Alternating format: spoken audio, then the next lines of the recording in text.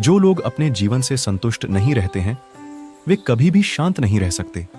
कुछ वर्ष पहले जिन लोगों को अपने जीवन से शिकायतें हैं, जो लोग अपने जीवन से संतुष्ट नहीं हैं, उनका मन कभी भी शांत नहीं हो सकता है।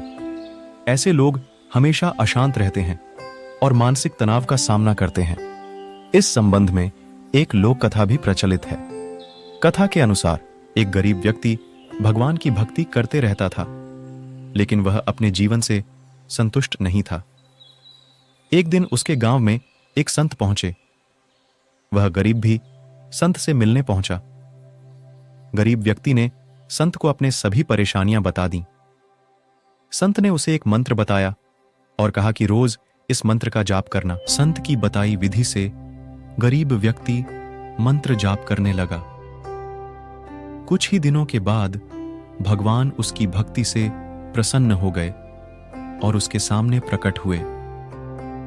भगवान ने उससे कहा कि हम तुम्हारी भक्ति से प्रसन्न हैं, वर मांगो, तुम्हारी हर इच्छा पूरी होगी।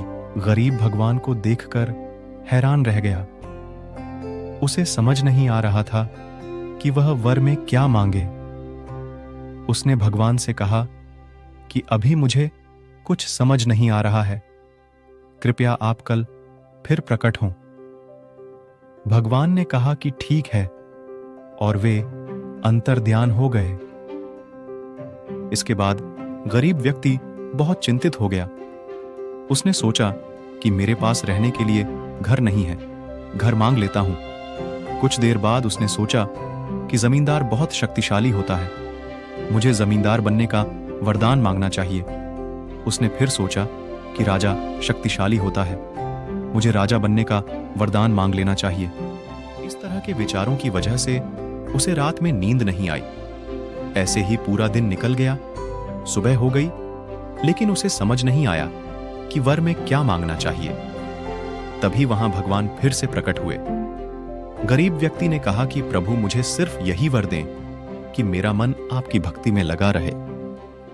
मैं हर हाल में संतुष्ट रहना चाहता हूं। भगवान ने कहा कि तुम अपने से धन संपत्ति भी मांग सकते हो। गरीब व्यक्ति ने कहा कि भगवान, अभी मेरे पास कुछ भी नहीं है, लेकिन धन आने के संकेत मात्र से मेरी नींद उड़ गई, मानसिक तनाव बढ़ने लगा। मुझे ऐसा धन नहीं चाहिए जिससे मेरी सुख शांति खत्म हो जाए। भगवान प्रसन्न हुए और उन्होंने कहा, तुम जैसा चाहते हो वैसा ही होगा। यह कथा एक महत्वपूर्ण संदेश देती है कि शांति और संतोष का मूल रूप स्वाधीनता और आत्मसंयम में है। अधिक मांगने से अथवा अधिकतम सामूहिक सामर्थ्य की खोज में व्यक्ति आत्मसंतोष की भूमिका को भूल सकता है। अंततः गरीब व्यक्ति ने अपने शांति की कीमत को समझा और उसे स्वीकार किया, जिससे उसकी मानसिक स्थिति में सुधार हुआ।